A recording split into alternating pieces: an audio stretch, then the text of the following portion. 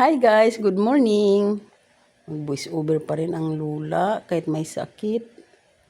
Yan ang kiwi, binili ni Bunso. Kinain ko na yung orange kanina Tapos ito naman kiwi.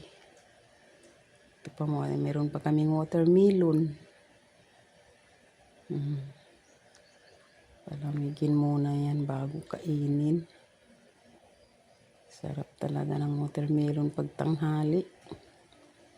Tapos itong binili niyang mga prutas may apple.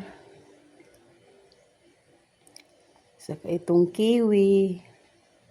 Expensive pa naman itong kiwi. Alam niyo naman guys, imported talaga itong kiwi. Itong orange. Ang dami nang biniling orange.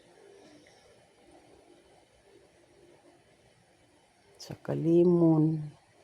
Meron pa natira isang lemon doon yung binili ko na una na gamit ko ng ibang lemon.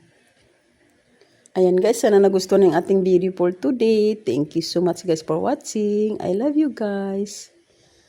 Abangan ang susunod pa nating videos. Sana mag-like din kayo guys at mag-share ng aking video. Thank you.